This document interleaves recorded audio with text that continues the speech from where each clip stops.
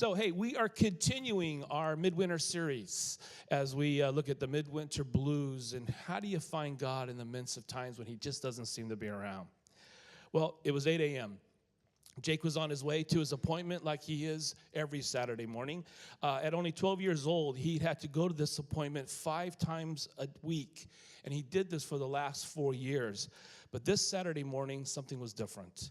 He walked alone on his way to his apartment, and as he was walking, he was playing on his brand new smartphone, which he had saved up and bought with his own money.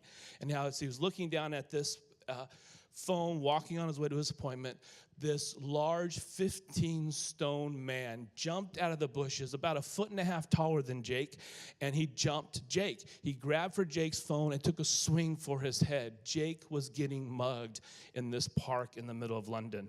The police later asked Jake, so were you afraid? Were you scared? He goes, well, not really. My training kicked in. See, what the mugger didn't realize is that he decided to mug the 11-year-old national champion karate and kickboxing champion for all of Britain. Jake said, look, I easily dodged this man's punch. I didn't want to attack him, but he was attacking me, so I delivered a quick right hand to the nose, and I broke it under his balaclava. There was blood everywhere. The mugger apparently started to scream, and Jake said, and this is my favorite part of this story, he ran away and jumped into his yellow Ford Fiesta with the fake green spoiler on it. Apparently, that is the car of choice for muggers of children. See, Jake was on his way to where he goes every week to learn how to fight. He was on his way to sparring practice. And when life jumped out of the bushes to attack him, he didn't panic. He didn't shrink back. He didn't even get hurt. Instead, he delivered a response, a quick right hand response in a very pressure-filled situation. In the midst of this Midwinter Blues series, today we're going to look at what's it mean and what's it look like to trust God in the midst of high pressure, in the midst of uncertainty. We're going to do that by looking at Daniel, the story of Daniel, as an incredible example of someone who stood strong in the face of uncertainty and temptation and even really strong peer pressure. The book of Daniel, incredible story about God's judgment on the nation of Israel, where these 4 young men, including Daniel, stood up in this high pressure moment.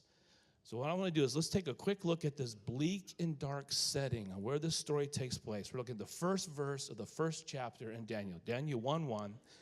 And then let's look at how this faithful integrity carried them through a time when they thought God wasn't around. In the 3rd year of the reign of Jehoiakim, king of Judah, Nebuchadnezzar, king of Babylon, came to Jerusalem and besieged it. And the Lord delivered Jehoiakim, king of Judah, into his hand, along with some of the articles from the temple of God. These he carried off to the temple of his God in Babylonia and put in the treasure house of his God. See, most prophets will prophesy a warning about judgment that's about to come. Daniel was living in the very moment of the judgment that was happening at that time. See, God was done mourning. He was done mourning. He was done waiting. And he had left the people of Israel to the consequences of their unfaithfulness. One scholar writes, God would rather have them be captives to pagans than live like pagans in freedom.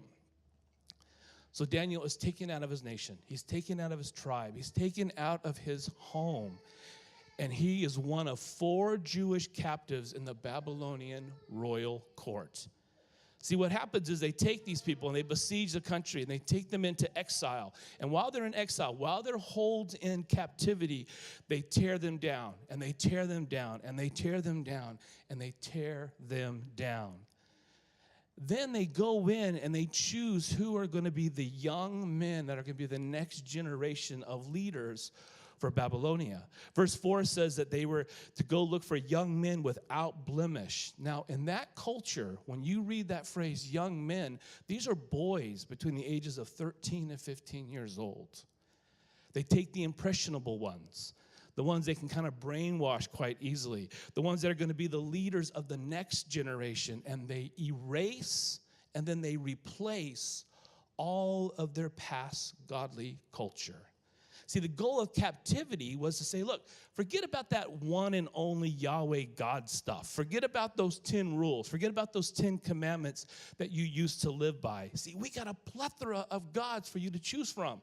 We have an amazing new job for you, amazing new opportunities. Oh, and by the way, I know you're probably tired of starving to death in those dirty little tents that your people have been living in. So come in here. Come into the palace.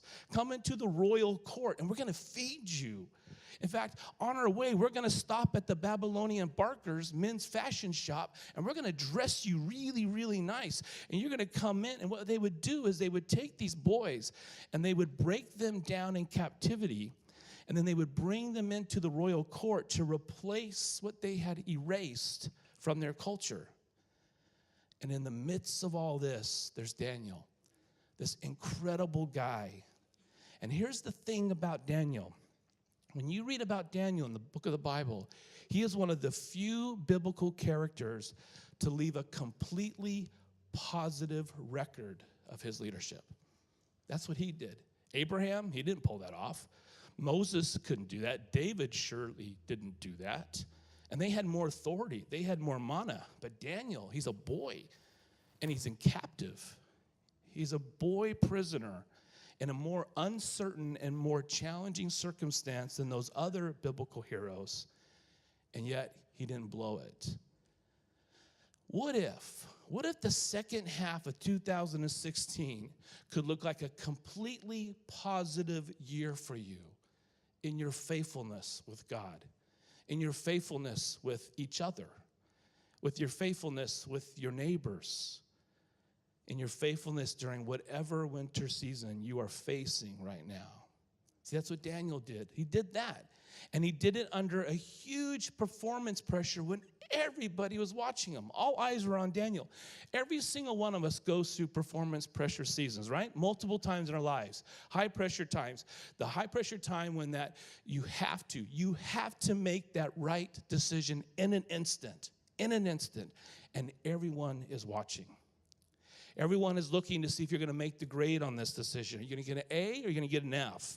It's that moment when everyone has written off your team as a drop kick, and you have to beat the Broncos this weekend or everyone's going to give up on you, right? It's that high-pressure time when you're leaving the hospital and they hand you your new baby and they say, take it. It's yours. Go home. What? It's that first question in an interview for that dream job you've always wanted. It's that exam that determines whether you can actually go on in that major. It's that presentation that determines when you will get a promotion or forever be known as the person who always had so much promise. We're all asked to perform. We're all asked to step up, sometimes under exile. Sometimes you got to step up when you're in a hostile situation. Sometimes you got to step up and perform when you're under huge grief or loss. And you know everybody's watching. Daniel's being watched. He's been watched by his nation, by his tribe, by his parents, by his friends. And in that moment, he doesn't just get by. As you read that whole story in the book of Daniel, he doesn't just survive, he thrives. Daniel thrives while in exile. He ducks that blow that life swing took for his head, and he gives that challenge a bloody nose. And everything and everyone benefits because of it. His work, his reputation, his family, his friends, the next generation after him, even us today. We're talking about him today. Even we benefit because of the way he was able to do this under such high pressure and high uncertainty. So what I want to do is I want to look at three very simple points. Just three very practical, very simple points that you find in the first chapter of the book of Daniel, that what it looks like, I think, to acquire the skill and the ability to stand up and trust and perform when life jumps at you from the bushes, okay? First point, a little simple. First point, Daniel resolved to keep his identity. He resolved to keep his identity. There's a social phenomenon called re-socialization. Militaries use this, sororities and fraternities use this, some businesses use this. It's that when you join an organization, there's an initiation phase when they initiate you. And during initiation, they tear you down. Drill sergeants in the military are trained to do this. And they'll come up, and during this time of initiation, all you hear is, you're horrible, you're rotten, you can't do anything right. And they tear you down. Day after day after day, they tear you down. And by tearing you down, what they're doing is they're dismantling your past culture. They're dismantling your past identity. They're dismantling what you thought about yourself. And they literally make you a thing instead of a human. They use sleep deprivation. They use a certain diet. They use physical exertion. But then they don't leave you there. They tear you down, but they don't leave you down there. And this is where this powerful psychological technique comes in. They tear you all the way down. They make you all have the same haircut and the same clothes and the same behavior, and they all call you by the same name. They get rid of your name. They all call you all maggots or whatever they call you. And then they reverse it. They reverse it and they build you up. Sometimes they build you up for good, like the military. They make a soldier that protects. Sometimes they build you up for evil. Cults use this techniques. Boy bands use this techniques. Have you seen One Direction? I mean, it's for evil. And this is what the Babylonians are doing. This is how they become such a powerful empire.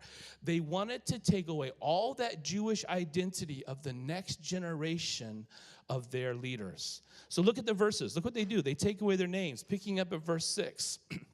Among those who were chosen were some from Judah, Daniel, Hananiah, Mishael, and Azariah.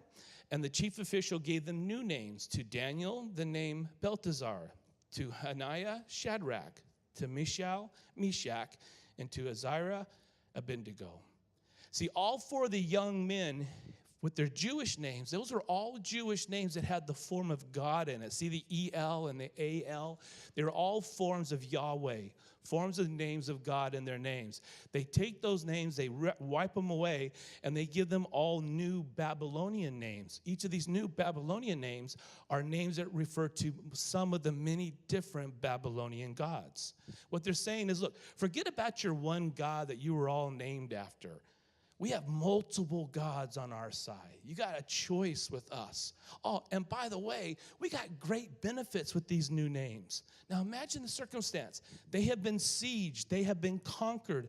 They have been placed in exile. They're in rags and tatters, and they're brought into the royal court. Oh, and hey, there's an all-you-can-eat buffet as well, guys. And Daniel and the others, remember, they've been eating sparse, siege and exile food for the last few months. An ancient Babylonian tablet was found that described what they ate in the royal court. It reads like this. They ate things like peppered wild venison with roasted baby apples, slow roasted lamb shoulder with raspberry Kool-Aid and star anise gravy, grain-fed black Angus aged for 30 years with roasted Brussels sprouts and grandma's sweet baby carrots and parsley butter. All right, 6 of you recognize that I just read The Grill by Sean Connolly's website, right? That's the place to go right there. But think of Daniel. This is what it's like. All of a sudden, he's faced with that kind of a menu. Sieged and eating rubbish just to survive. He's dragged away from his family, placed in this beautiful, opulent royal court, given new clothes. And they set this feast before them. And they say, dude, you're not a slave anymore. In fact, you're going to rule. You're going to rule. All you got to do is give up your God and take up this new name. But Daniel resolved not to defile himself. He does not defile himself with royal food and wine, starting at verse 8. And he asked the chief official for permission to not defile himself in this way. Now, God had caused the official to show favor and compassion to Daniel. See, when the tough moment of temptation came, Daniel remembered who he was. He knew his name.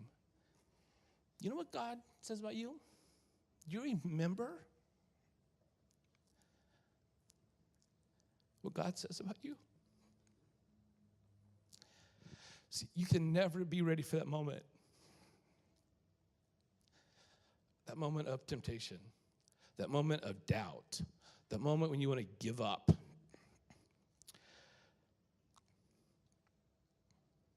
That moment when you throw away everything you were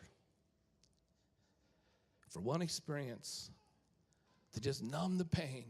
You can't do that unless you resolve to remember who God says you are. Who really has the right to define you? The media, what they say about you? Your school? Your family? I mean, not even the church has the right to say who you are. Your past, your grief, your losses, that power-holding person dangling that carrot in front of you. If you just become like this, you can have it. See, there is only one person who has the right to define you. There's only one person who can say what your name truly is. And no, it's not you. It is not you. I know we live in a world that says you can name yourself and you can be whatever you want to be and you have the right to say who you are and choose what you want. No. See, if you choose to be a follower of Jesus, it's different. The only one that can create your name is the one who created you. Who have you given authority to place a title on you? Who have you given authority to label you or to identify you? A person who's abused you in the past? A past failure? Does that have authority in your life now? A fad or a culture that says you have the right to get even? You deserve the right to get even? Or is it the God who knitted you in your mother's womb? Who do you give authority to tell you who you are? See, that leads to Daniel's ability to do the next part of why he thrived in this, and that is Daniel embraced the test. See, Daniel had this amazing game time strategy. Some people practice well, but they lose it in the game. They forget how to make a layup. They forget how to pass a rugby ball. But others, under the pressure of a game, they know their strategy and they thrive in the game. Daniel was like that. A woman by the name of Amanda Ripley, she wrote a book called Unthinkable: Who Survives When Disaster Strikes and Why? She studied all kinds of disasters and how people responded to those disasters. And what she found is that people that survive disasters don't do it by accident. It's not the random person who just didn't happen to get hit by the plane. People who survive, they do three very specific things in all these interviews. And she interviewed people from the 1970, the worst crash ever recorded in history, to the end of 9/11 and all the people in between. And this is what she says. The people who survive do these three things. First thing, they go through a period of denial. Denial. Everyone in a disaster, when life tests you, when you're challenged and a challenge comes on quickly, everybody goes through denial. It's human nature. It's a human emotion that when everything goes belly up, the first thing out of your mouth goes, this isn't happening to me. There's no way this is happening to me. That's normal. But what Ripley found is that the people who get through denial faster are the ones who have a greater chance of surviving. They don't get stuck in denial.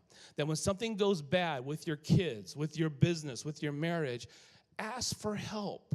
You know what's going bad. Ask for help. Don't live in denial, pretend it's going to go away, because you won't survive. Get some help. Don't stay in denial.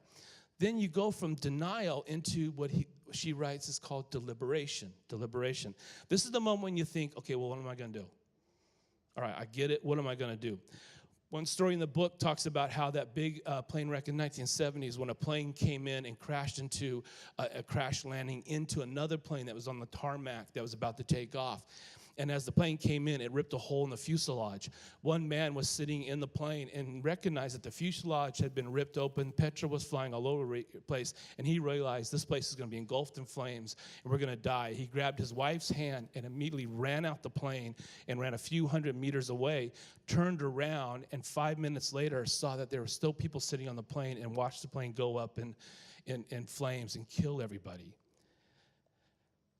Amanda writes, people were sitting there thinking this shouldn't happen instead of responding to what happened. How you doing? Are you still sitting there in your life thinking, this shouldn't happen? And you're thinking that this shouldn't happen to something that's already happened. Are you stuck? See, when 9/11 happened and the towers came down, the average response time of those who survived from the time they knew they had to get out, we got to leave the building if we're going to live, from the time when they realized they got to get out to the point where they actually ran from the building, the average time was 6 minutes. 6 minutes.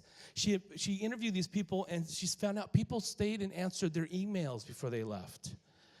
They made 2 or 3 cell phone calls. You wouldn't believe what just happened. Because of the network and the computer system, because it was off-site through the cloud, they found out that 1,100 people stayed behind to properly shut down their computers all the way before they left. Next time disaster strikes, are you going to just do meaningless stuff while people get hurt? Or are you going to do the third thing, which she writes about, and that's called a decisive moment? This is when you commit to an action. You realize that it's hard to breathe when I walk up the stairs at my home. It's harder than usual. I'm losing my breath just going upstairs. I think I should probably go see a doctor. Do you go? Guys, do you go? You recognize that you and your spouse, you don't talk like you used to. And you think, maybe we should get some help. Do you call somebody? Do you call a friend? Do you call the church? Do you call a counselor? Our very own Dr. John McEwen talks about how when you're facing stress and grief, it's better to ski jump into it. You dive into it and deal with it because it won't go away until you take some action. So here's Daniel, a young man, tempted by the food, looking at all the new clothes, standing in this opulent royal court, and he says, I do not take the identity of these false gods. He makes a decisive decision. He knows who he is, and he embraces the test. He says, please, verse 12, please, can you believe this? Please test your servants for 10 days. Give us nothing but vegetables to eat and water to drink. Then compare our appearance with that of the young men who eat the royal food, and treat your servants in accordance to what you see before you. So he agreed. He agreed to this, and he tested them for 10 days. And at the end of 10 days, they looked healthier, and the phrase in the scripture is they were better nourished. Better nourished. Now, what that word means, when you look at the word nourished in the original language, it means, and they were fat. Fat. They lived a vegetable diet only to lose weight. Now, I myself know that doesn't work. But they tested it. And what happened is at the end of it, they realized that they were fatter. And that was a sign of God's blessing. If you know you're carrying too many kgs, turn to the person next to you and say, I am blessed. All right? But do not turn to the person next to you and tell them they are blessed. You don't do that. They were fatter. They were blessed. See, the word means they were bigger in face, bigger in body. See, because back then, skinny didn't mean you were a CrossFitter. Skinny meant you were a slave. And instead, they got fat. See, this isn't a Bible diet plan, all right? This is a miracle. This is a miracle. Somehow, God turned those celery sticks in their stomach into cheesecake. I don't know how he did it, but something happened, and they're bigger than all the people that were eating from the all-you-can-eat buffet. See, Daniel had this resolve, be decisive in faithfulness. In faithfulness. Remember that God always comes through is what this means. When you know that God has always been there for you before in the past, when God has always performed well for you in the midst of life's pressures and challenges before, trust that this challenge you're facing now, trust that he will perform well for you again. And if from that you live. And that's the third point that Daniel shows us. Third and final point. Daniel received and excelled in godly gifts. How many here have ever been given one of those gift cards, from JB Hi-Fi or whatever for a present? You get the gift card with that? In the last year, who's been given one? All right. How many here have never used your gift card and expired and you can't use it? How many's lost those? See, a lot of us. New Zealand Consumer Reports has found out that up to 27% of gift cards in New Zealand are never redeemed. They're never, ever redeemed. And what they write on this report is that lack of using that gift, because, you take the card and you throw it in your underwear drawer, or the glove box, your purse, you kind of forget you have it. Because we don't use that gift, it causes loss to the consumer, it causes liabilities to the retailer, and it causes a frustrating life lesson to kids who get it from their lazy aunts and uncles because they forget to use it and they never get their gift. See, it doesn't help anybody to not spend your gift. Not a single person. Look at what Daniel does. He uses the gift that God's given him. These four men, okay, they do it together. It's better to do life together. These four men, God gave knowledge and understanding of all kinds of literature and learning. What do they say? Readers are leaders. They read, they prepared, they used their ability to learn for excellence. And then it goes on to say in verse 17, 18, and Daniel could understand visions and dreams of all kinds. At the end of the time set by the king to bring them into his service, the chief official presented them to Nebuchadnezzar. The king talked with them. He talked with them. Okay, parents, lost skill here, right? We need to take the screens away from our kids and teach them to speak out of their face again, okay? We're losing this. We're losing this ability. I promise you, the way our kids are going, and I'm worried about my daughters, they're going to go to an interview, and they're going to answer a question with, YOLO and LOL, and I'm trying to explain, you realize if you keep talking this way, you're going to be technically #poor. So we got to teach people to interact with people again. They talked with them, it says, and he found none equal to Daniel and Hananiah and Mishael and Azariah, and they entered the king's service. See, Daniel gets into this performance pressure situation. He's talking to the very people that hurt him. He's talking to the very people that enslaved his family and his people, holding them captive. And he's not vindictive. He's not bitter. He's not angry. He is resolved to trust God. He's being who God has asked him to be. He is not forgiven that God is God and he is not. He's trusting God in all this, and he steps into the challenge. It says they actually entered into the king's service. So instead of getting all mean or getting all grumpy or whatever it was, they stepped into the challenge and they started to make a change. See, the resolve here that Daniel shows us is when the pressure is on, know what you're great at. Know what you're great at. Too many of us find a new pressure and we try to make up a new skill that maybe this will get you out of it. Don't do that. Know what you're great at that time. You are totally great at something. Now, I know this is an American talking to Kiwis. It's like, blah, blah, blah. You are totally great at something. All right, every single one of you. You've been made in the image of God. Find out what you are great at and excel at it. Read about it, study it, go to classes, practice it, serve in it. Find joy in doing what you are made to do. There isn't a single person here, not a single person here in this room right now that is not phenomenal at something. You are phenomenal at something. And you are horrible at a whole lot of other stuff. Horrible. So am I. So don't try and do what you can't do. Do what God has made you to do. Don't do those things that you think might please others. Don't do those things that might make up for the laziness of others or put something else in a position that might help you. And if I do this, and I might do, it's too complicated. Find out what you are great at and pray about it. And learn about it, and read about it, and Google about it, and go to a class and study it, and practice it, and get feedback on it. Practice it, volunteer doing it, get an internship, let people speak into your life so you get better and better and better. And if you know what you're great at, and you've been doing this for a while now, get a leadership coach to keep coaching you to excellence and excellence and excellence. Don't stop learning to be great at what God has made you to be great at.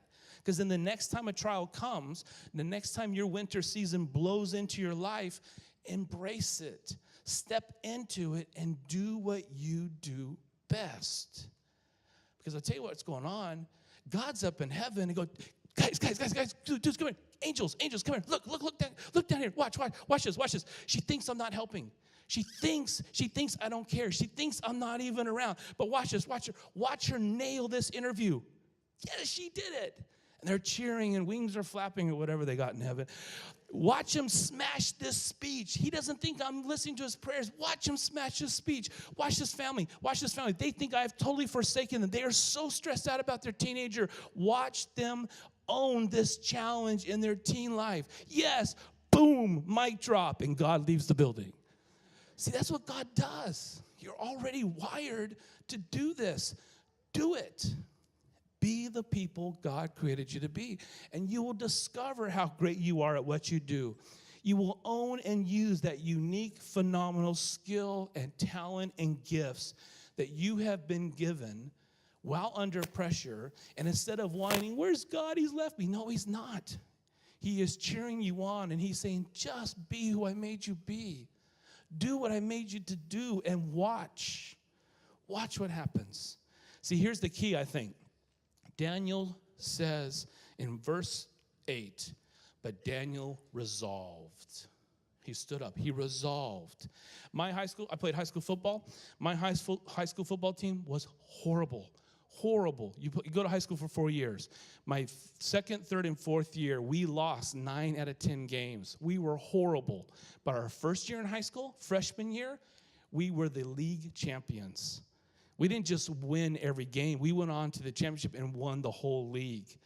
Every freshman team at that high school is the league champion. And then they go on to the next coach, and they lose everything. And it's all about the coach. It is all about the coach. Coach Mitchell, all he would say is, don't forget the fundamentals. Execute the fundamentals. That's all you heard him yell. Execute the fundamentals. And he would train us and over and over again. The way we block, the way we tackle, the way we pass the ball, the way we caught the ball. Execute the fundamentals. What are the fundamentals? When you're in your winter season, what are the fundamentals that God has given us? That if we execute those fundamentals in that winter season, we will see God do what God does. See, these are the things that when life jumps out of you out of the bushes, and you're going to be ready for them. They're life-changing. And I wrote down my first list, brainstorm what I think they are. And then I read, and I Googled, and I looked at blogs. And certainly it's got to be more complicated than this. And it's not. It is this simple. All right? It is this simple. And I'm sorry, we're going way back to Sunday School 101. Number one fundamental, a daily time with God. Whoa. Daily time with God. Jesus did it daily. Jesus did. Who are we not to? A daily time with God. Our mind needs a jump start. Ephesians says, renew your mind daily. I was driving through the bush trails kind of in Titirangi, and I was up in Titirangi looking at all the bush and stuff, and out of nowhere, my mind goes, this would be a great place to hide a body. Where does that come from? Where does that, see, you ever had that kind of, your mind goes to a dark place? Just out of nowhere, dark place. We need continual renewal. We need a safe job. We need continual renewal. We need that. So there's a Bible reading plan on the website. Grab it and read the Bible daily. Get a daily devotional app on a phone. Do what you need to do to spend daily time with God. We need that fundamental daily time with God. Next fundamental, a weekly tithe to God. All right, here it goes. Ready? All right, last week, Pastor Jonathan talked about money, and now Brian is. Something's obviously going on because they're taking turns to do it. Now, this is what this is about. The money thing. Here's the thing. It's actually not about money. The whole thing about being generous with money, time, resources, it's not about the money. Look, I don't want to offend people here, but I know people. All right, I know people. And we do not live a trusting God more than we trust ourselves unless we learn to do something that reminds us to trust God more than we trust ourselves. We will never learn to be and live the way God made us to be until we deal with this issue. And money goes to the heart of the matter. Am I going to control my destiny, or am I going to let God control my destiny? Giving of time, giving of service, giving of resources, giving of cash, it transforms us into trusting people. And trusting God is always better. Always. It's always better. And you will see how he always comes through. His timing, his way. He is more secure with your future than you are. Right? Trust him in this. And if you thought, okay, I've heard it twice now, yeah, I probably should start giving the green lane. Well, Elise is waiting at the front, at the desk for you if you want to talk to her. But the issue here is, are you giving of yourself, of your resources, and trusting God with things more? And then finally, last point, regular community. Time with each other, fellowship. We do life better together. Coming here on a Sunday, I'm sorry, 1 week out of 3, it's not good enough. It's actually not good enough. And this is not about making the place look full and happy and all that. This is about, we need that reminder, weekly reminder of who we are. Through worship, through Bible study, through hanging out and talking to people, hearing stories of what it means to follow Jesus. We need that. Study after study after study have proven life, marriage, friendships, family, it's all better if we share in a weekly reminder that we are followers of Jesus. So getting together with friends on a Sunday, and then during a week, home groups, small group, Bible study groups, service groups, ministry team groups, guys hanging out, a cup of coffee, talking about how life is. It doesn't matter how you do it. But if you're not part of a group, check our webpage, pick a group, and go join it. And if you don't see one that works for you, email me, and we'll make one. We need to do life together. Praying, learning, supporting, talking, serving, no matter what jumps out of the bushes, and this is what happens. Not only are you ready and able to give that challenge a bloody nose, all of a sudden you are surrounded by a whole group of people behind you going, wah! And that's a Christian life, together with Jesus in the midst of the winter season. Let's pray. Father God, thank you that you give us reminder after reminder after reminder that you're present. You do it by reminding us who you are. You do it by surrounding us with people who remind us who you are. You do it by allowing us to trust, to make a decision to trust you in spite of everything else saying not to. That we hear story after story after story, that when people trust you, even though the rest of circumstances says not to, you always come through. Thank you that you are a good, faithful, compassionate, courageous, always have our back, always leading the way, God. That you cheer us on from heaven, you walk alongside us with your Spirit, you show us how to do this through your Son, Jesus, and you surround us with a community of friends and family who do it together. We are not wired to do winter by ourselves. Lord, give us the courage to trust you and the willingness to trust each other, to live for you regardless of what jumps out of the bushes. In Jesus' name, amen.